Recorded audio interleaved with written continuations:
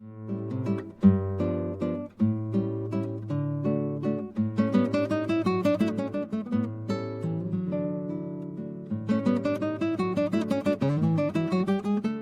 storytellers, and welcome back to the Storyteller's Shelf Podcast.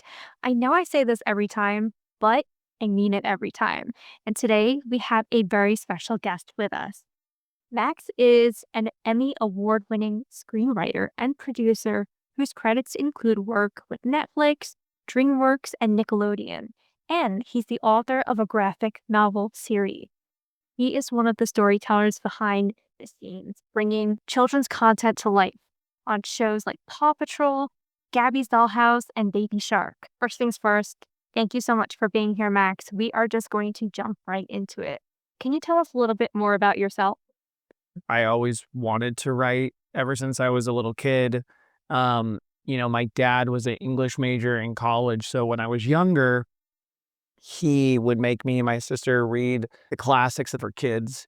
So I know I read like Moby Dick and King Arthur. I think my sister read Oliver Twist. But so I didn't love it because we did it during the summer, which was not my favorite thing to do. But I always really loved stories from a young age. And as a kid, I totally understood books because I physically had them.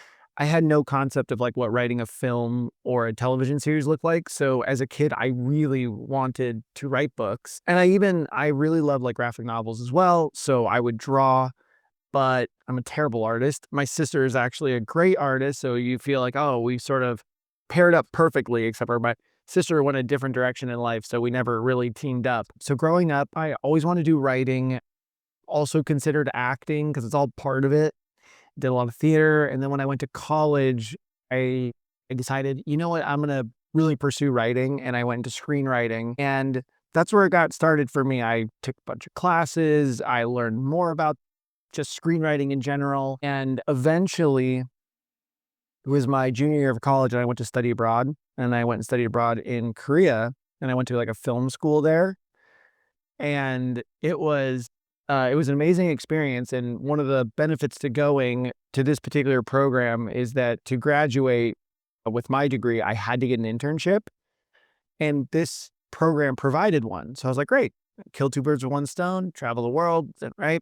But I don't know what didn't give it away, my last name or whatever. But when I got to my internship in Korea, they were shocked to find that I wasn't Korean. And they didn't know what to do with me because almost no one spoke English. And I was on this, I was at SBS and it was this big broadcast network. And I was on this reality show. It was kind of like an Animal Planet show. Luckily, one of the producers had lived in Australia, so he spoke a little bit of English. And I'm actually still friendly with him to this day. But I had a great time during the internship.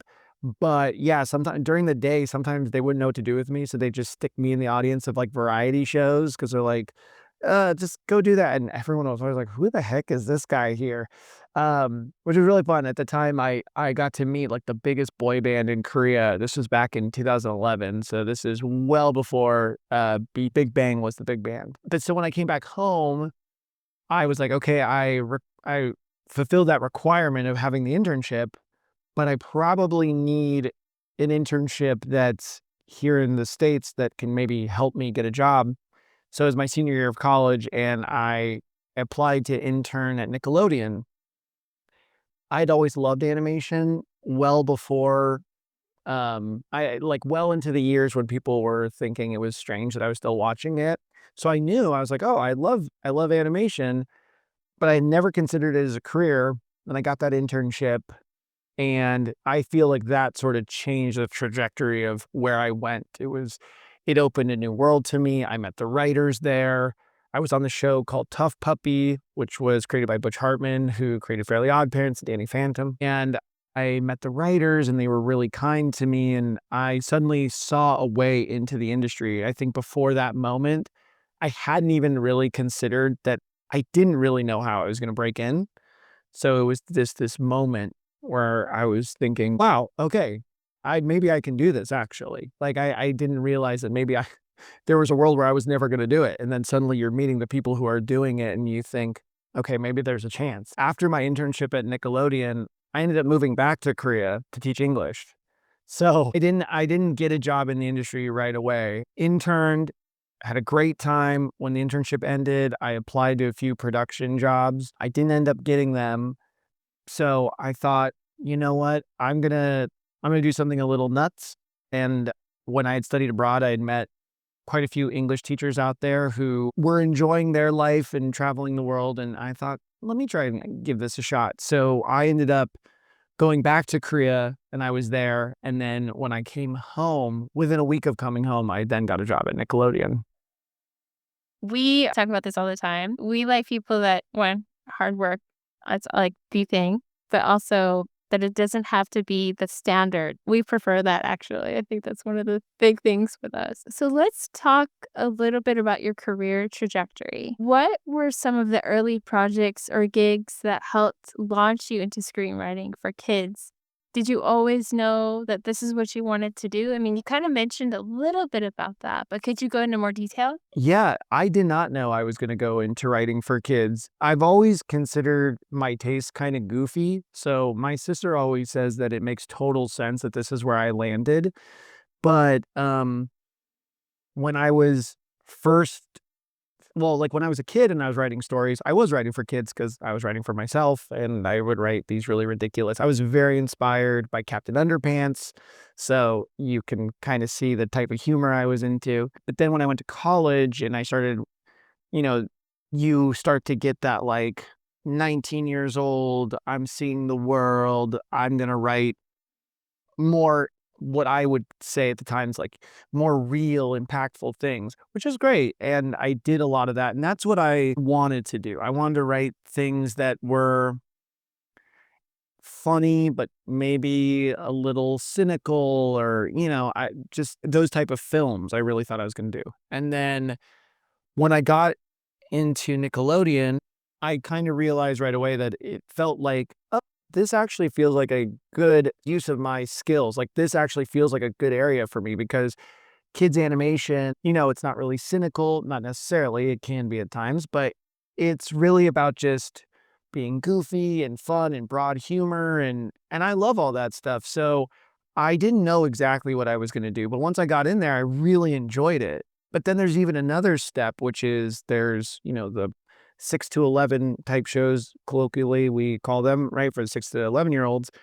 But then there's preschool, which is a totally different ball game. And my first job, I worked on Dora the Explorer, like the tail end of it, and then really on Dora and Friends, which is a very specific type of preschool show. Like that's really young. Now we have some shows that are like they kind of bridge the gap. They call them bridge shows where they're a little bit bigger with the comedy. So I did not think I could write for preschool. I didn't think I just didn't think I would know how to, frankly. And then when I got into it, I realized it's, kind of the same reason why I felt like I was good in the older kid side is the same reason that you can be good on the even younger kid side because it's being about emotion. It's still about the big laughs. I mean, that's the goal. I mean, obviously the type of humor you can do in those shows is different, but it tends to be broad, kind of slapstick. I mean, I used to grow up watching Dean Martin and Jerry Lewis with my grandmas. I love slapstick, Abbott and Costello. So yeah, I didn't know I was going to do that. But once I got into it, I found a real joy in it. And again, it was one of those things where I think I realized, oh, maybe I really am like a big softie because I really, I like doing the things that are silly. There's like a fine line between like funny and silly. And I feel like, yeah, they're the same thing in some ways, but silly has a different vibe. And I feel like specifically kids animation really goes for silly. And I love silly. So we have people on here who want to write or who are new to writing, and we'd love to know what helps you write. What do you actually do when you sit down to write something? Well, I think going back to something we talked about a little earlier, like when I had moved to Korea and whatnot, whatever it is, I definitely have discovered, and I remember I had a college professor kind of told me this too. Being a good writer is like being a good actor. You have to like know people, you have to know things. So for me, moving and doing something that was completely unrelated to writing, but it was just like life experience, that I think is the best thing you can do as a writer. Just get the like sometimes when I'm watching a movie that's really about a specific, like a niche thing, I always wonder in the back of my head if the writer had this experience at one point. Because, like, for example, it would be really, really difficult for me to write a movie about the inner workings of, like, the FBI, because I don't necessarily have an interest in that and I haven't really studied it. I mean, I do actually like those movies, but there are some people who are like, well, actually, my dad was a detective and I learned all this stuff. And so basically, anything you can do to pick up on life experiences really does, because at the end of the day, when you go and sit down to write, you got to pull from something. So I think for my creative process, which is less so now than it used to be, because years ago, I was a little bit more free in my life, so I could maybe have more free life experiences. Now I have different life experiences, but I've been in the industry long enough to where that has been where most of my time is spent. But yeah, the big thing I would say is get as much life experience as possible. You never know what germs are going to come out, what kind of people you're going to meet. And then when I actually sit down to write, it's funny we even talk about sit down because I actually don't really sit down to write. It's pretty weird, and people definitely think this is weird, but I like pace. I like hold my laptop in one hand, and then I pace and I type with one hand for the most part. It's not I wouldn't say it's the most efficient tactic, but my sister always, she kind of jokingly refers to me as a shark. She's like, "You'll die if you stop," kind of thing. I'm a constant mover. So I find like when I'm moving, I feel the loosest. So, and every now and again, I'll like come up with something where I'm like, okay, I got to sit down for a second, like type that up, and then I'll get back up and pace. And yeah, that's sort of how I I come at stories. That's how I literally tackle the story. But as far as like coming up with stories, I usually kind of start from theme, like what is it that I want to talk about? Sometimes you have a concept that you just like you have a high concept. You don't really have the characters figured out, but you just have like, I have a world idea and I think this could be fun. But other times it's like, well, I kind of want to tell a story about grief or something. And then you kind of build it that way. But yeah, that's another way I kind of come at stories. I want to talk a little bit about screenwriting because I know that you're an author and a lot of our audience is authors, but a lot of them want to transition into screenwriting, but they've never taken a course about it. Not even quite sure how. They just know it's a possibility out there. So could you give us a little insight into how to create in screenwriting? You know, I kind of feel like a good story is a good story no matter what.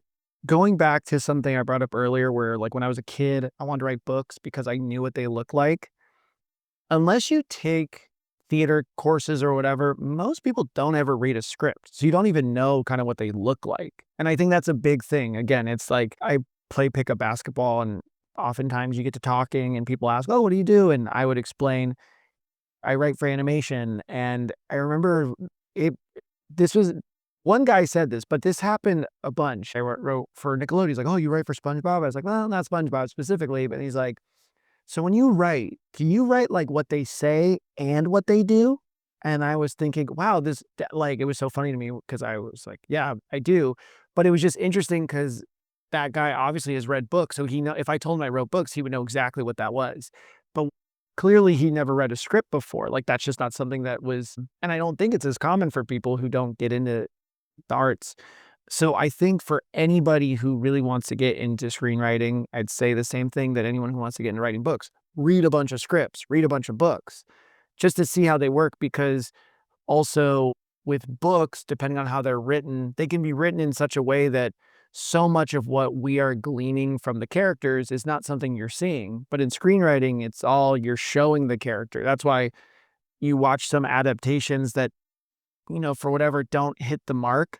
Actually, ironically, I've already seen it, but I watched About a Boy the other night, which is based off a book, and I love that movie, and I hadn't seen it in years, and I watched it, and there's so much narration, and I thought, "Oh, this really does strike me as something that was adapted from a book," because clearly we would have been in the characters' heads in the book. But so yeah, when it comes to screenwriting, it's also deciding like what genre are you playing with? Are you trying to write a film? Are you trying to write an hour drama, a half hour comedy? And then whatever genre you love, read as many as you can, and then ask yourself what would be the best use of your time in terms of like what story are you excited about that you could see on the screen, and just go for it. And formatting and all that, like even for me writing books, I break a lot of rules because I'm still learning. I'm like newer to the publishing world.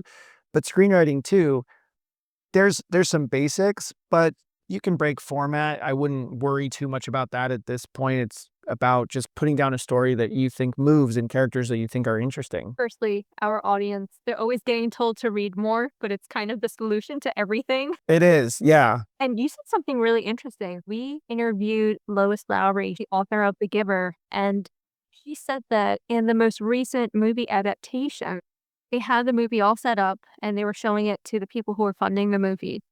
And the people said, we don't really understand what's happening, right? Because they didn't read the book. So they were very confused. And because of that, that resulted in a narration throughout the whole thing. I'm sure there's so much that goes into adapting a book for the screen afterwards. It's funny. I have seen The Giver.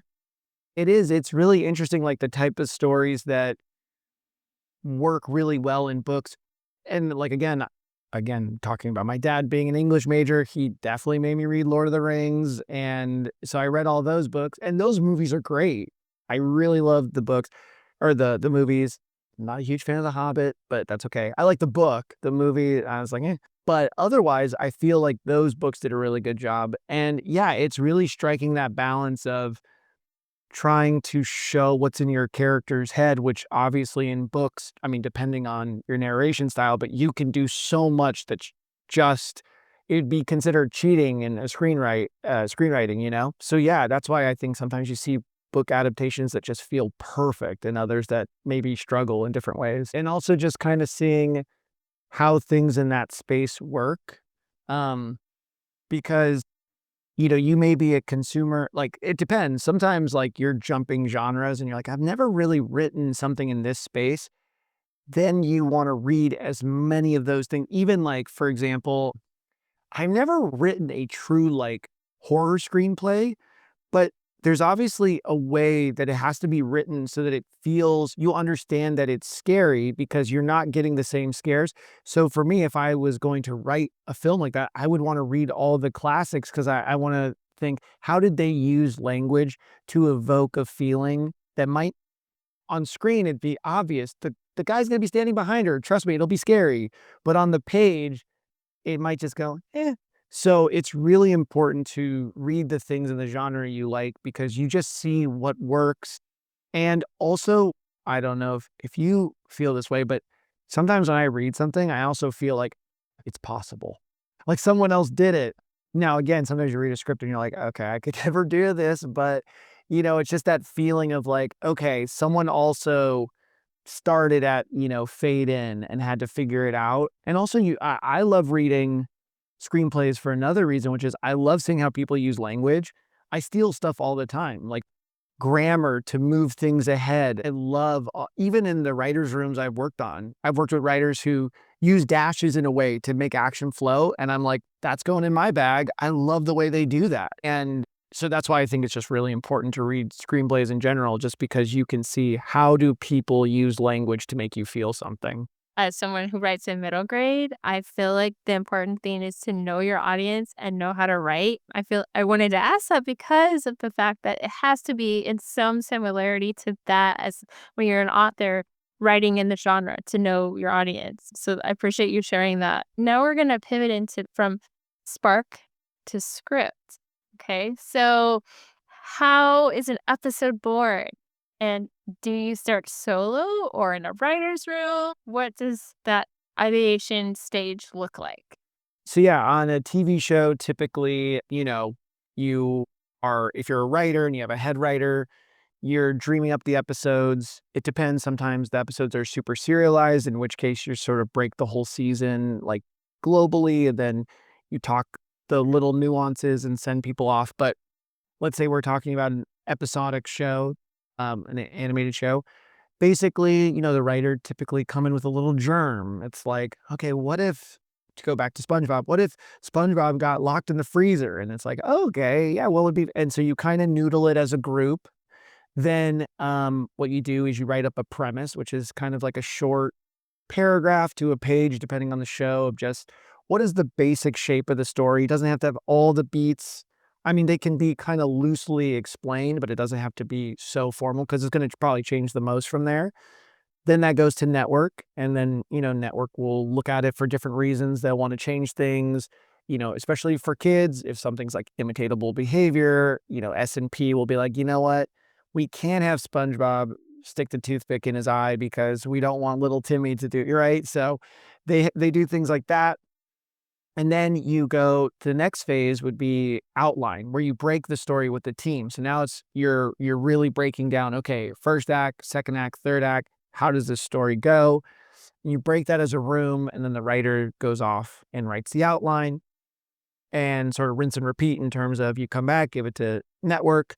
Maybe network discovers, "Oh, when we first approved the story, we now realize, oh, maybe we shouldn't do that thing." So you tweak it, and you basically do that until then you go to script, and then that's the process. And then it goes to boards. But for my process at home, or just for anything I'm doing on my own, usually I don't have network, but I do have the idea. Like, I'll come up with an idea, and then I don't write a premise necessarily. Like, I'll go, okay, this is an idea about a dog and a cat that are best friends or something. And then my next thought will be like, okay, what's the story with them? And then I usually do this really ugly bullet outline, one that I would never share with anyone, because I would think they would think, this guy is a working writer, because it's just very like chicken scratch, just like it has in parentheses, like, I know what I mean. And then moving on, or you're just like, whatever. And then, yeah, I usually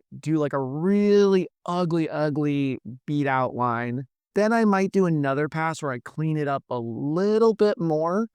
And then I have like one or two writers friends that I trust dearly. So I'll just go like, hey, sniff test. Like, what do you think of this? And then, I'll get any of their little feedback, and then I'll go ahead and I'll write a script, and then I'll kind of do the same thing where I'll give it back to them, another sniff test, and then I'll just polish until someone tells me to stop. Usually you give it to a rep and they're like, okay, it's fine now. And so you're like, okay, then I'll let it go. But yeah, that's so it's a different process because I am the network. So, and it's funny now, having worked in the industry for long enough, network notes, sometimes I'll be writing stuff for myself and then think, but you know what? Yeah, I don't think this would fly. And then it's like, well, it's technically just for me, but sometimes I have network in my head.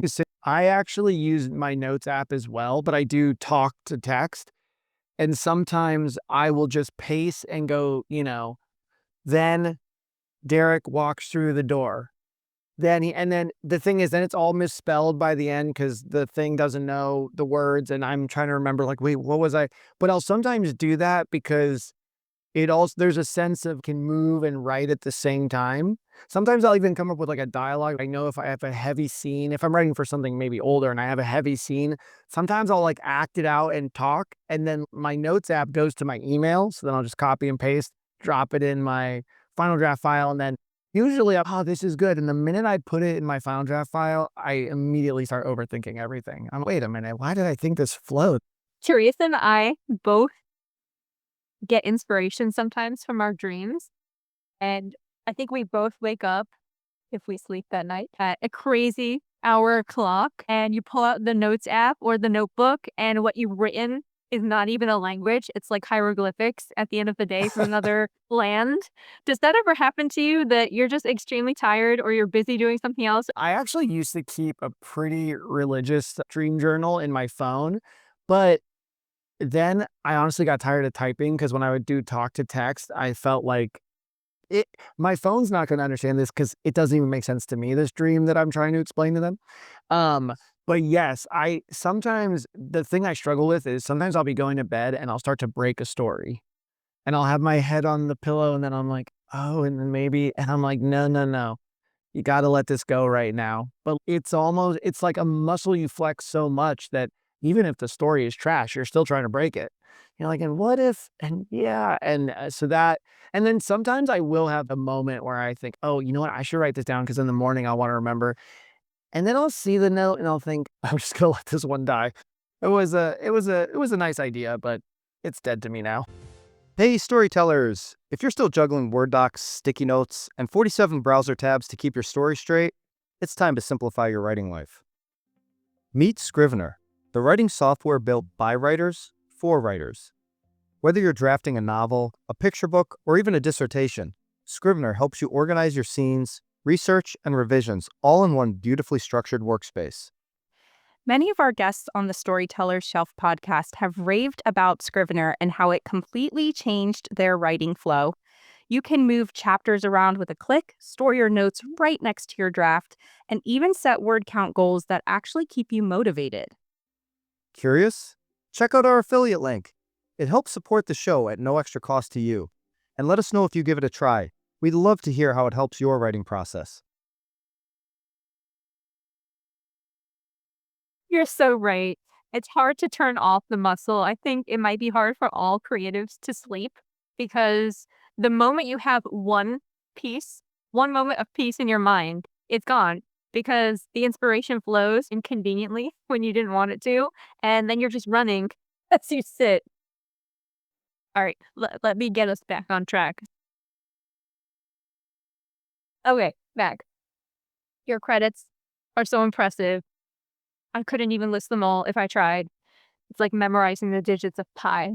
Can you tell us and our listeners a little bit more about the shows and projects that you've worked on? And could you give us a hint into one or two of them that were really meaningful to you, whether that was challenging or really positive? Yeah, so the very first show, my very first writing credit was on a show called Bunsen is a Beast, which was created by Butch Hartman, who, as I had said, I had interned on Tough Puppy many years prior. And that show was really special to me because, one, it was my first show where I was working in the writer's room. And up until that point, I was on Dora, but all the writing for Dora was done in New York. So I'm here in LA, didn't really get to interact with it too often. And I was really gunning for script coordinator positions in the studio, but they're really hard to come by, especially because typically on a show, there will be someone who's already expressed an interest in wanting to be a writer. If I went to go apply to a show, they go, well, we already have this person. And it makes total sense. So I really thought, man, I don't know how this is ever going to happen. And then when Butch got his final show picked up at Nickelodeon, I knew all the writers because of Tough Puppy. And I had kept in touch with them. And so I was super stoked when they hired me. And working in that room was really interesting because all of the writers came from like sitcom. So they were all, with the exception of one writer, they were all quite a bit older and had a lot of experience and had cut their teeth on, had been working on shows like Wings and Saint Elsewhere and Touched by an Angel, which is funny when you think, like, you realize writers really can be chameleons because you would not expect your Fairly Odd Parent and Bunsen is Beast writers to have written on some of those shows. But really getting to sit in that room, and I was a script coordinator, which meant in my particular case, I wrote everything like physically while we all sat in a circle, and our head writer would sort of lead the room, but I would be typing we wrote everything together. And it was so awesome because I got to see how everybody worked, because it's sometimes not that helpful to read someone's book or script and think, okay, I know how their brain works. What you really want to do is sit in a room and see how they broke it. Like, if you want to know how Stephen King breaks story, you don't read his book. You got to be there where he's pounding his head against the wall, being like, oh, what do I do? So it was really nice to be with these very talented people who would start scripts being like, yeah, I don't know. I don't know where we go from here. And I'm thinking, yes, everyone's human. And so that was really great. And I also loved the show because it was just so joke heavy. It was like all the things you come to expect from a Butch Hartman show. And I got my first writing credit on it, which was really incredible. I remember thinking, I talked about earlier that a lot of people don't know what I do for a living, but that includes my family. And now they do. But I just remember I was going to have my first episode to record. And so I asked Butch, hey, can my sister come? I'd love for her to be. And he said, sure, of course. So my sister came, and I remember my sister saying like, I knew what you did, but like seeing it happen, it really made it like real. And then I also remember my mom texting me, did they film your episode? And I thought, Mom, it's animation. There's no, but yes, we recorded it. And so that was a really special show. I really loved it. It only got one season, so we only got to relish in it for a short period of time, but that show is always super significant to me. And then let's see. I mean, I worked on a lot of shows that, Baby Shark's Big Show. That was one of my favorite shows I've ever worked on. And we used to joke in the writer's room, like everyone sort of knew that when we said, hey, we work on Baby Shark, you'd get that collective groan or they're like, "Oh, that song, like they're making a show, so we knew we had an uphill battle to like create something that was actually fun and funny. And you had to get past the people that were immediately going to write it off. But I really loved genuinely everyone on that show. I loved the way it was run. It was a super silly show. I think we created some really fun characters, some really fun episodes, and it was genuinely funny. Again, I think if people gave it a shot without just thinking this is Baby Shark, they would see we put a lot into it and we had a lot of fun. And like I said, that production was just run so smoothly. And I've always accredited that to Gary, Tommy, and Whitney, who ran the show. And I've always thought that's the kind of show we should all be striving to run, because it can be a stressful industry, but they were so collaborative and just open to people, and everyone was just good. Everyone was just good people. So that show, I think, is really special to me for that reason. You said something else that really stuck with me, which is that you enjoyed really being in the room with everyone else who was writing.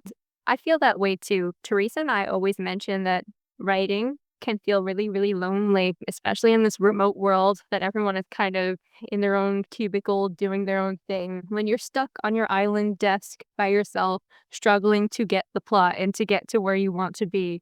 And that's why we always talk about the importance of finding at least a friend, someone, maybe a critique group, join SCBWI, something. You need someone out there who's support that's not just your family and friends, somebody who knows what you're doing, who has done it before or is doing it right now. It's so important.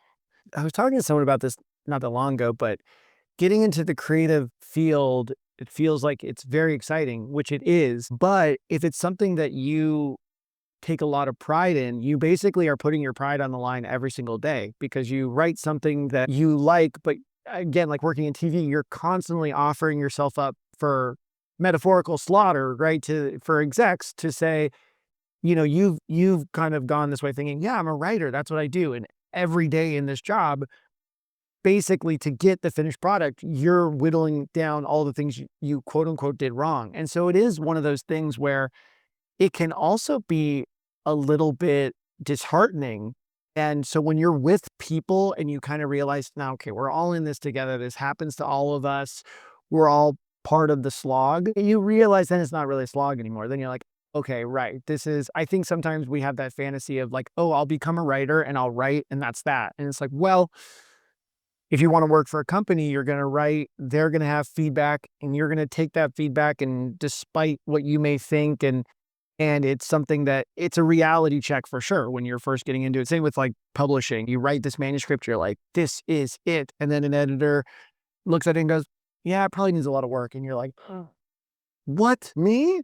My words?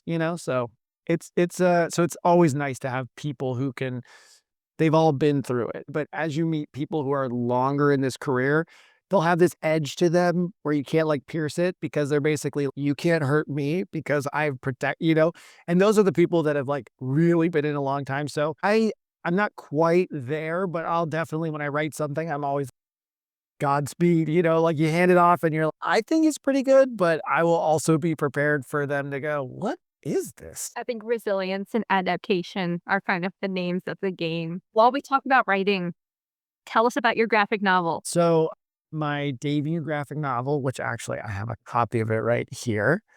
It's called On Nuts, The Crumbelievable Adventures of Peanut and Jelly. So yes, there are puns. Some people don't like puns, and those people that's fine. I have maybe a little bit of judgment, that's fine. No, but this actually, I conceived this many, many years ago when I was working at Nickelodeon. I am obsessed with peanut butter, have always just loved it, would eat it by the spoonful. Like when I'd eat cereal, I'd put peanut butter on my spoon and eat it, whatever. Anyway.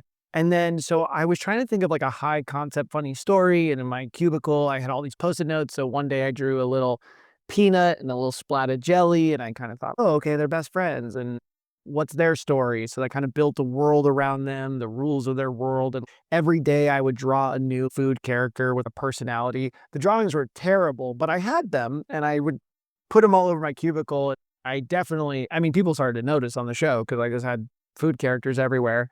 And then finally I got more talented people like David to say, hey, are you interested in making this really fun, kind of silly story about friendship? I really gravitate towards buddy comedies. I grew up in the 90s, so, I was a huge fan of things like Rush Hour and Shanghai Noon, and I just love the buddy comedy. I also love Jackie Chan because he's in both of those. But I love the idea of like these two food characters trying to rise to top of the food pyramid. Um, and so, yeah, I wanted to do something with it. And I approached David, who I'd worked with on a couple other projects. And I said, you down? It was during the pandemic as well. And I was like, hey, you down to do something pretty kooky? And he was like, sure. So we went ahead and did this. And then, yeah, we sold it to Paper Cuts. And they've been an amazing publisher to work with. I love the whole team over there. And I'm just really excited. It's a TV. It's really fun to work on a show, but it's also really hard to put your fingerprint on a show because there's so many people and, tone is established by so many people that if you watch Baby Shark and you watch one of my episodes, it still might be hard for you to go, oh yeah, that's Max's voice because it's the collective voice of the show. But with a book, it can be a lot more of who you are and your type of brand of silliness. And so this was like, it was really gratifying to hold it and go like, wow, I mean, for better or for worse, this is a book that like, sure, it's got a lot of puns and not everyone loves puns, but it's my sense of humor. And I felt really excited to have a physical product of that. And so now it comes out in November officially, but we're still doing pre-sales. So if anyone loves a peanut butter and jelly or puns or books, middle grade graphic novel, please feel free to buy 1 to 1,000 copies and we'll be eternally grateful. I think your book is going to be on our Christmas give list for all the kids. We got a lot of boys in here too that they need those graphic novels because it just helps them read. All right. Before we wrap up, we're going to do a lightning round. So you can just say anything that comes to mind. Here we go. One word to describe children's storytelling in 2025. Oh, I know it's lightning, and then my brain was like, tricky. A lot of bobbing and weaving. It is. I feel like that as well because it's a hit or miss. Favorite animated show of all time? Oh, oh man. Favorite animated show of all time. I think I'd have to go with Rugrats. Just because I feel like it was like my first favorite animated show. And there's a lot of amazing shows that have come since then. But Rugrats was for me like the one when I was a kid. Dream voice actor you'd love to write for? Ooh, dream voice actor I'd love to write for. Well, it's funny because earlier I was like, well, I really love Jackie Chan. Like, I really idolized him as a kid. And he has done voice work. He was, I believe he was in Kung Fu Panda as the cricket or something. So I don't know if we would consider him a voice actor, but dream person to write for is Jackie Chan because I also love action comedy. I always have loved action comedy. And I think it really comes from growing up. That is one thing I did watch on WB was the Jackie Chan Adventures. So I did watch some of those shows, but yeah, so him. And then I'm just trying to think like a real answer. Who's a voice actor because I've worked with or been on shows where we employed a lot of these really talented voice actors. So there's some people that are just like chameleons and I really love seeing the way they can do anything. I've done a lot of work recently with like Jason Marsden, and he's got such a distinct fame. Like he's Max Goof and Thackeray Binks, and I love his voice just has a like an iconic feeling to it. So when he says the lines you write, it just feels very special.